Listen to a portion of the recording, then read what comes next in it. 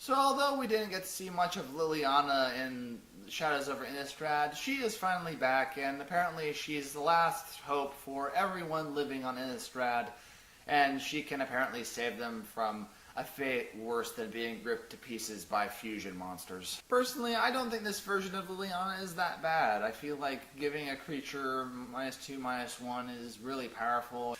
This -2, I feel like, however, it seems like it should be kind of a -1 or maybe even a 0. You could essentially look at it as drawing a card sometimes, but frankly I feel like there are better ways to do something like this. This last ability really seems like it's only really great if you play tribal zombies, or at least a few zombies, and this way you can get the most benefit off this ability. Personally, I really don't understand why Liliana of the Veil doesn't fit in this set. I mean, after all, it's kind of flavorful how in actual games of Magic, Liliana of the Veil's -2 can kill Emrakul. I mean, come on, that's flavor written all over it. Oh, by the way, since Liliana is back, she now has an oath, and I guess she's a part of the Gatewatch now. Why she couldn't be in Oath of the Gatewatch, I don't really know. But she's back, and now she makes your opponent sack a creature. Sadly, I don't think the second ability is going to be that relevant too much. It essentially gives you a zombie whenever you play a Planeswalker, but really, like I say, not a whole lot of decks run a whole lot of Planeswalkers, even in Standard these days. There are some, but still, I don't think it's going to be too relevant. This mainly feels like it's better off as a removal spell than as a army generator. In case you don't remember the Tree of Redemption from Innistrad, it has turned into the Tree of Perdition.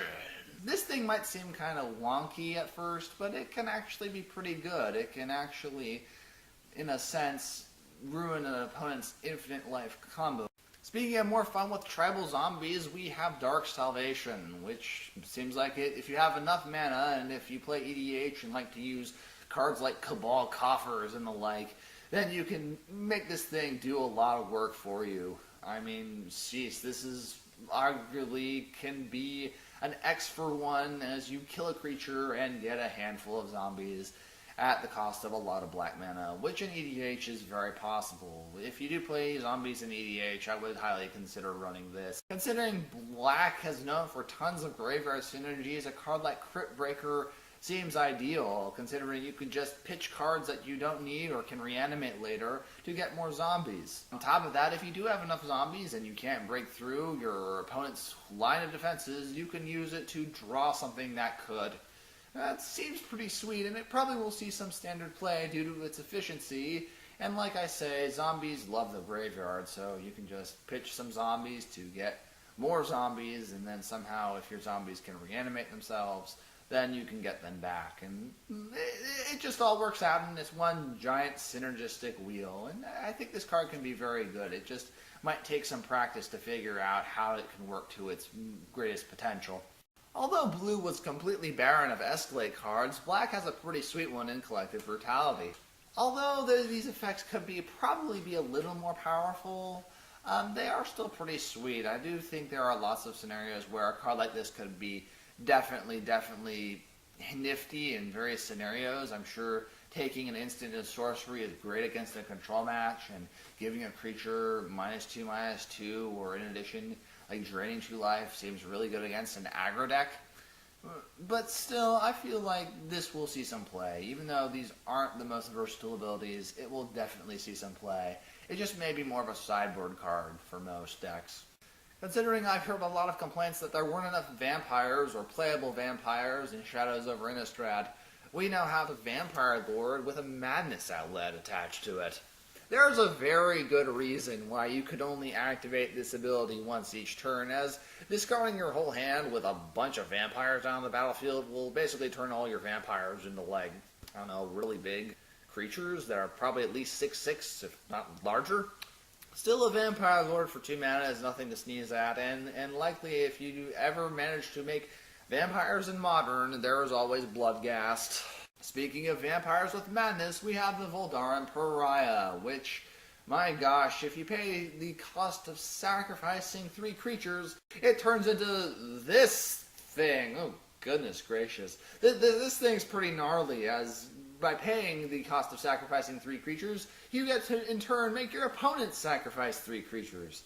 My recommendation is that you use this with some way to give creatures back. I mean, like I say, I've been talking about how Black loves the graveyard and how all these creatures get reanimated from the dead. I kind of doubt this thing will see much play in Modern.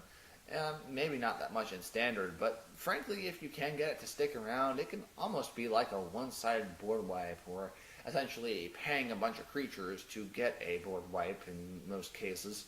I feel like Wizards has really kind of realized that they kind of goofed in Shadows over Innistrad and didn't make enough cards that supported zombies. This is why cards like Graft Harvest exists. Yeah, it's kind of wacky that zombies getting Menace. I feel like there were some zombies in Shadows over Innistrad that had Menace, but giving every zombie Menace seems like it's really wonderful for tribal zombies or zombie-themed DDH decks. And in addition, the ability to make zombies just seems pretty stellar. I mean, what's not to like about this if you're a zombie player? I don't know if it's going to see a lot of Standard play if zombies ever become a thing, but if it does, it will probably be a sideboard card in case the zombies need to get through some tough blockers. Although Vampire Cutthroat might seem weak, I actually feel like this thing is very playable, especially if you're able to pump it. After all, we did get a Vampire Lord that is also a Madness Enabler, and I feel like with this around, it could very well be what a Vampire deck needs to really stand the game, especially against more aggressive matchups. Considering Black has tons of removal and tons of ways to get around creatures, this thing will likely be kind of difficult to stop, especially in the early game, and that might seem kind of funny considering it's not a very strong creature, but still, it's definitely something to watch out for, in Standard at least. Now, I've heard a lot of whispers, you could say, about the Whispers of Emrakul, and a lot of people might think it's like a almost better Hymn to Torag. I do not think this is the case whatsoever. Oh my goodness, it's nowhere close. Now, I don't think it will see that much play in Constructed Magic, and that's kind of shocker considering discarding 2 cards for 2 mana is really powerful, especially if they're random because you have no choice for what you lose. But still, you need Delirium to make this work, and although some people say like this will have a home in the 8-rack deck or something like that in Modern, I don't think that's the case because that deck usually just likes to run like sorceries and occasionally does run like there's the racks that it has. One is an enchantment, one is an artifact.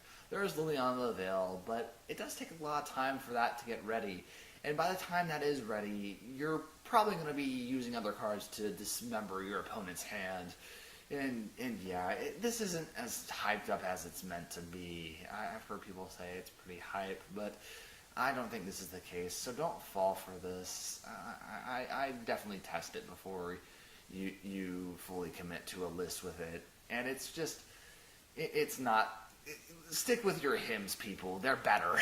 Going on to Black's Common Corner, one of my favorite Black Comet cards is the Gavany Unhallowed. This zombie might just seem like a basic 2/4/4/4, but if you can somehow continuously sacrifice creatures or loop a creature over and over to sacrifice it, you can get this thing really, really large. I'm pretty sure you kind of see where I'm going from here, as you'll have this giant creature that your opponent brought to block, and now it's about to rip a big hole in your opponent's face. Speaking of more vampires, we now have the other Madness Vampire, which kind of reminds me a lot of Putrid Imp. It essentially discards a card to give itself flying until end of turn. This is definitely playable, especially in Standard. I really like this card a lot, even though you could argue that Putrid Imp was a better card due to the fact that it cost 1 less mana. But still, this is definitely playable, and if Vampires is going to be a legitimate tribe in Standard, I think this definitely is, well, a pretty good candidate, to be honest. My goodness, Cemetery Recruitment, you got yourself some card advantage right here. Getting back a creature, and if it's a zombie, you get a card too? Oh wow, I honestly think people are kind of missing out on how powerful this could potentially be. For only 2 mana, you get 2 cards? That's card advantage, and it's pretty powerful too, so keep your eye out for this. This could be a lot better than people make it out to be. Moving on to some reprints, we got a reprint of Murder, and hey, we actually got a flavor success in a land of Innistrad full of horror, terror, and fear. Murder! is flavorful. And it's not that bad of a card either. It's definitely seen some constructed play in the past when it came out in M13. And hey, it's back in this set. So welcome back to Standard Murder. I hope you find your competition is going to be pretty fierce with Ruinous Path and Anguish Unmaking. We also got the return of Rise from the Grave, which means Reanimator may be back on track. After all, Reanimator does seem like it has a lot of potential, considering there are a lot of really big creatures in the standard format, at least. And Rise from the Grave was used briefly, although not too much in Reanimator and Dax and Standard not so long ago. So it does have some potential to come back. It's definitely something worth brewing over in Standard. Black is also home to another meld creature, or the second meld creature, which consists of these rats and these people who have nothing but better to do than to go on inside a graveyard and take all your stuff, and then realize that the rats are infected with an evil virus caused by the Eldrazi invasion, and it'll turn you into this horrific thing. Because that makes total sense, but then again, fusion monsters don't really make much sense either.